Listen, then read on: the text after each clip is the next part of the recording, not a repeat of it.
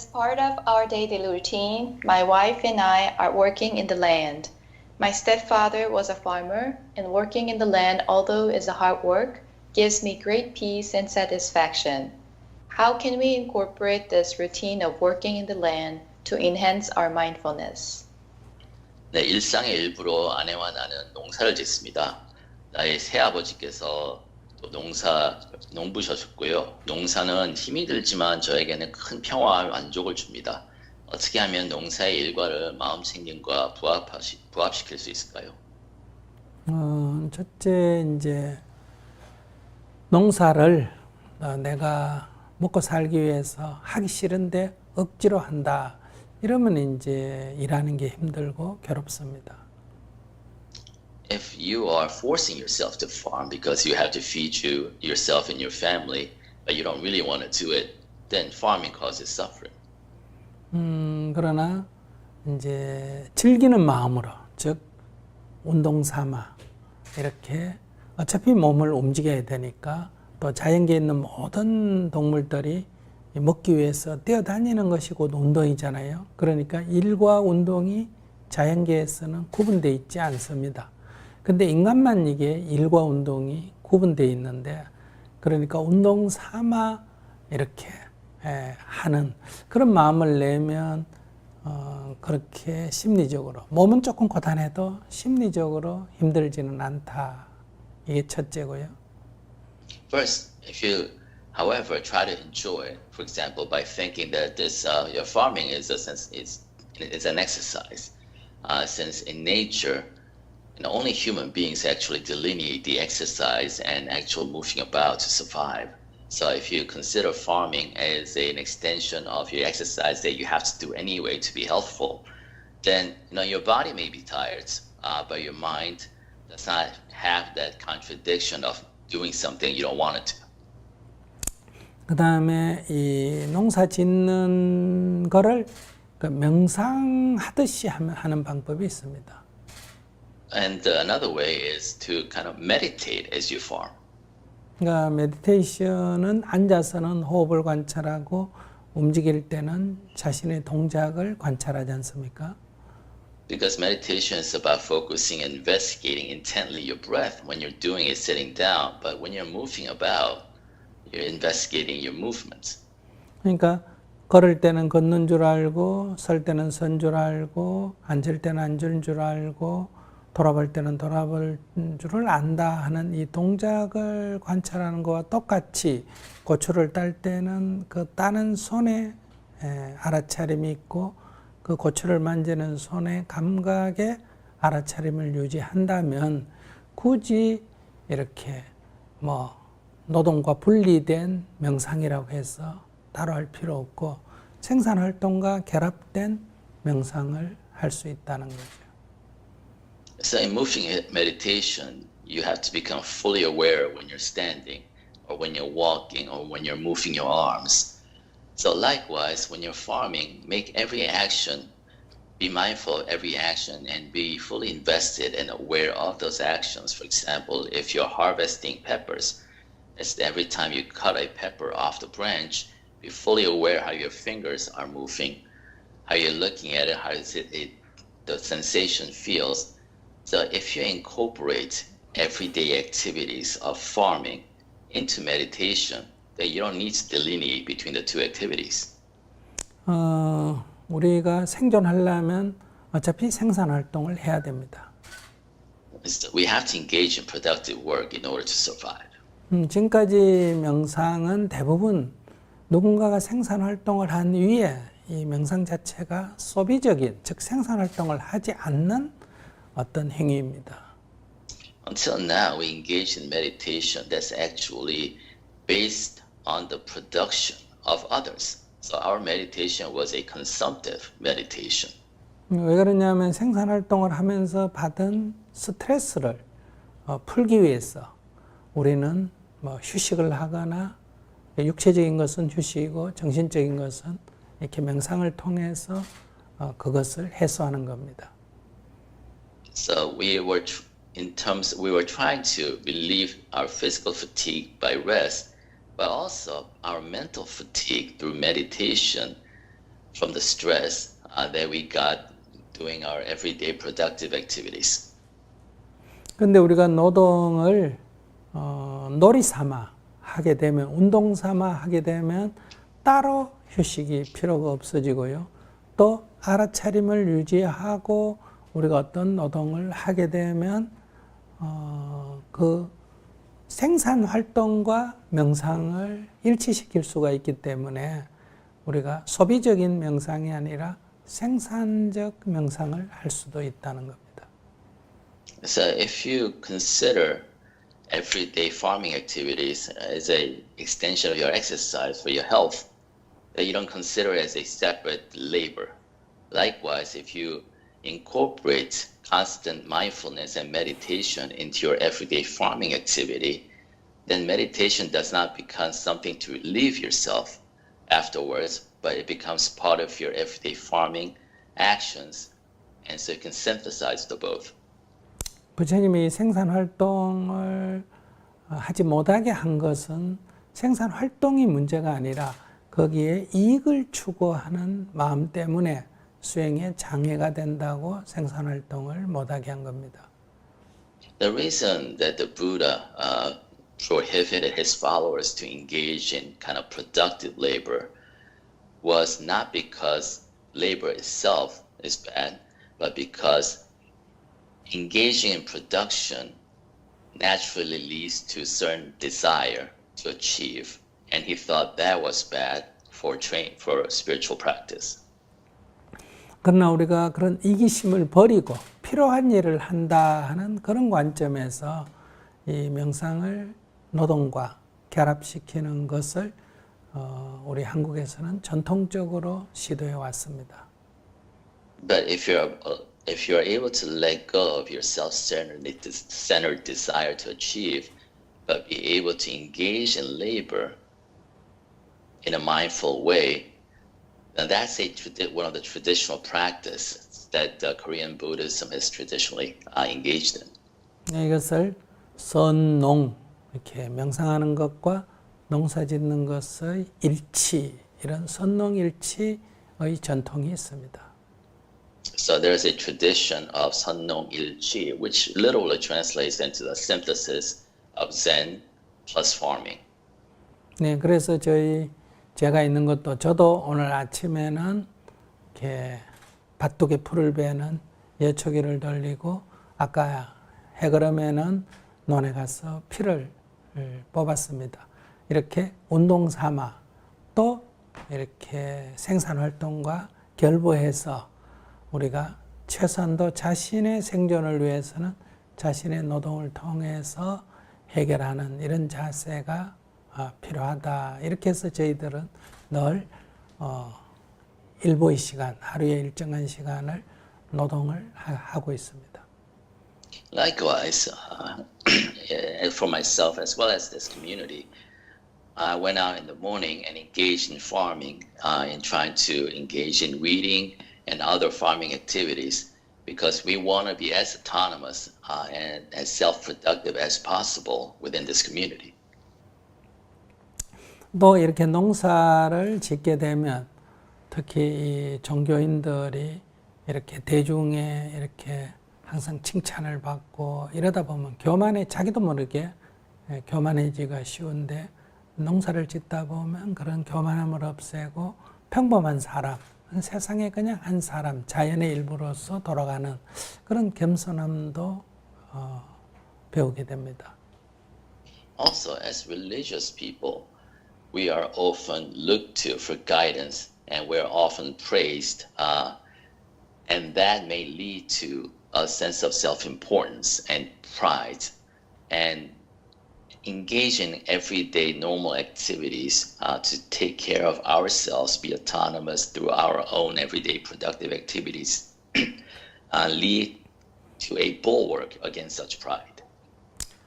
이 세상 사람들이 세상에서 어떻게 평가가 되든 높은 사람이든 낮은 사람이든 지식이 많든 적든 부자든 가난하든 세상에서 어떻게 평가되든 관계없이 세상 사람은 다 평등합니다.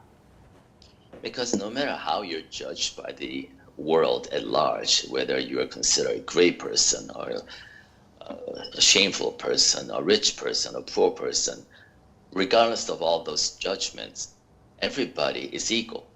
네, 그 이꼴이라는 것은 절대적으로 똑같다가 아니라 자기의 역할이 조금씩 다를 뿐입니다. By equal, I don't mean everybody's absolutely the same, but what I'm trying to say that we each have our roles. 이렇게 모든 것이 평등하다 이렇게 인정을 할 때 우리는 자신의 교만을 없앨 수 있고 또 겸손한 삶을 살 수가 있습니다. And when we respect each other's roles as fully important and fully invested in our everyday lives, can we lead a life based on modesty and mutual respect? 또 비굴해지지도 않고 당당해질 수도 있습니다. And we also can be proud of the work we do. 부처님께서 나의 제자 수행자들아 교만하지 마라, 겸손해라, 비굴하지 마라, 당당하라 이렇게 당부하셨습니다. The Buddha told his followers that be proud of who you are and what you do, and do not be obsequious to those others who are more powerful than you are, and also at the same time be modest and humble.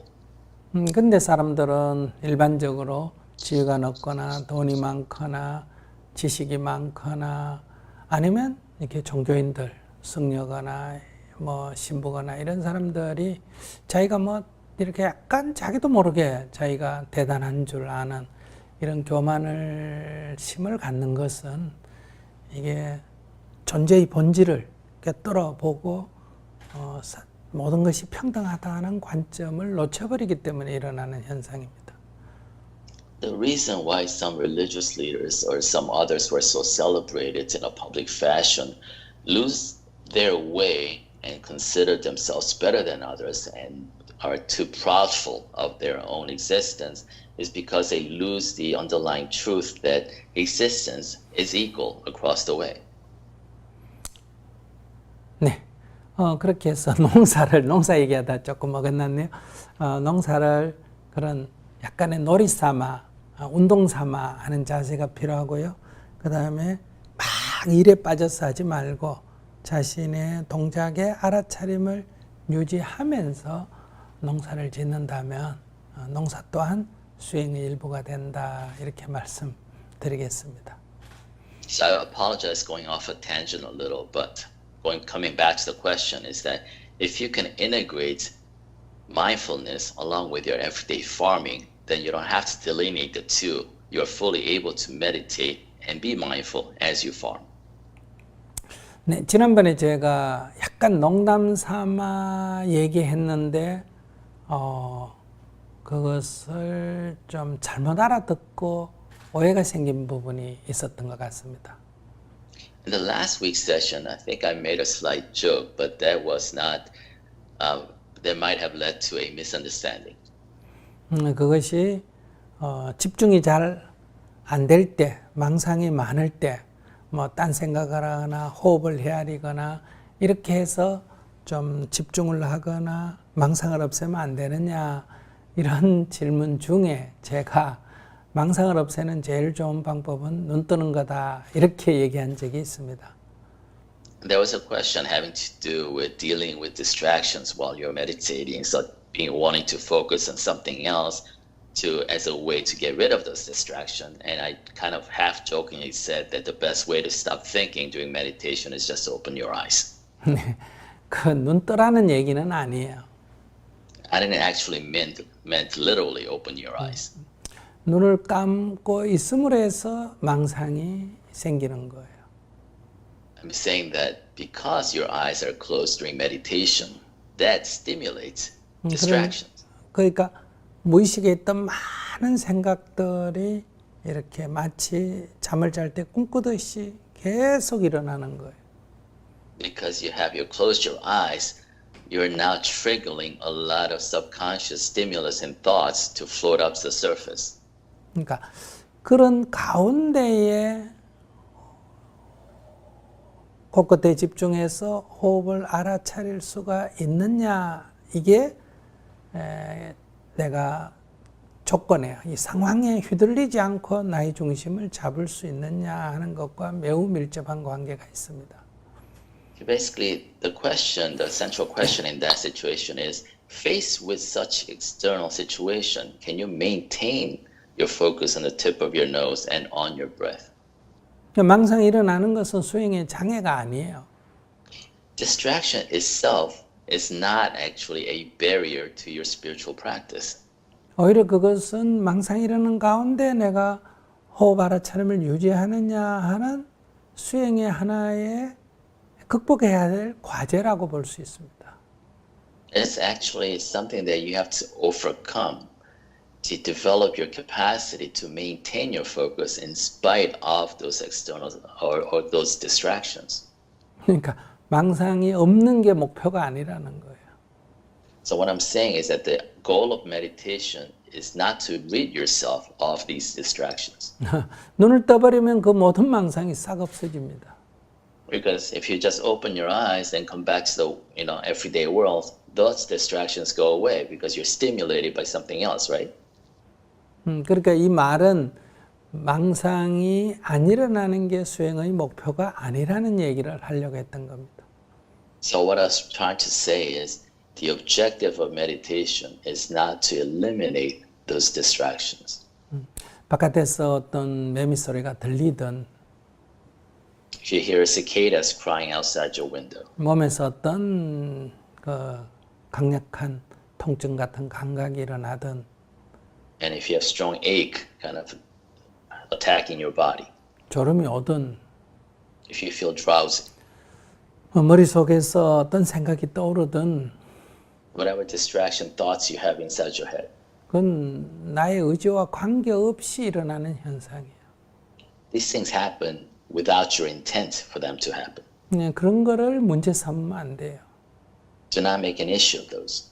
그건 그냥 그대로 두고 Just let them be. 그런 가운데도 나는 호흡을 알아차릴 수가 있느냐, 이게 가능한가, 이게 연습의 목표입니다.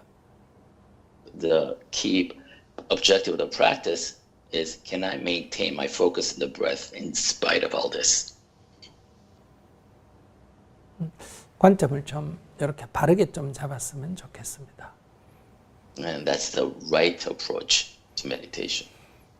네. 그렇게 되면 그러면 뭐 하느냐 그러는데, 그러면 이제 일상생활에서 누가 뭐 욕을 하든지 눈에 보이는 게 거슬리든지 귀에 들리는 게 거슬리든지 뭐 냄새가 거슬리든지 이런 어떤 자극이 와도 내가 거기에 흔들리지 않고 평정심을 유지할 수 있게 된다는 거. And naturally, the next question is the so what question. Well, the so what is that if you develop this capacity, then whatever happens in your everyday life that may displease you previously, whatever is a bad smell or insult or something that you saw that was unsightly, that despite all that, you have developed the capacity to maintain your equanimity in spite of this external stimulus. 또 나도 모르게 그 경계에 끌려가서 뭐 화가 나거나 짜증이 나거나 이렇게 됐다 하더라도 마치 호흡을 놓친 사람이 하고 호흡으로 돌아오듯이 평정심으로 금방 돌아올 수 있습니다. And you also have developed the capacity to be resilient against bad emotions, or whether it's anger, whether it's frustration, because you know immediately when you feel these, and you can bring yourself back to equanimity. 그래서 바깥이 조용하면 좋지만은 시끄럽다고 해서 뭐 명상을 못하는 건 아니고, 몸이 다리가 안 아프면 좋지만은 뭐 아프다고 꼭 못하는 것도 아니고, 안 졸리면 좋지만은 졸린다고 꼭 나쁜 것도 아니고, 망상이 안 일어나면 좋지만은 일어난다고 꼭 수행에 뭐 방해가 된다 이래 말할 수는 없습니다. So it would be nice if there was no noise outside. That doesn't mean you can't meditate. It would be nice if you don't have aches. It would be nice if you don't have, if you're not drowsy. It would be nice if you don't have all these distractions. But just because these exist doesn't mean you cannot meditate. 우리가 이 나아가는 길에 장애가 있는 것과 같습니다. 장애가 없어도 뭐 괜찮지만 있으면 그것을 극복하는 또 지혜가 생기고 능력이 생기기 때문에 그 장애가 반드시 나쁘다 이렇게 말할 수 없습니다. It's like encountering different barriers or obstacles on your path.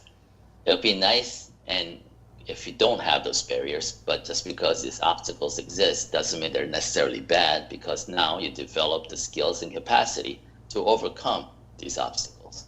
네, 장애 앞에서 포기하거나 좌절하지 않고 그것을 극복하는 관점을 가져야 된다.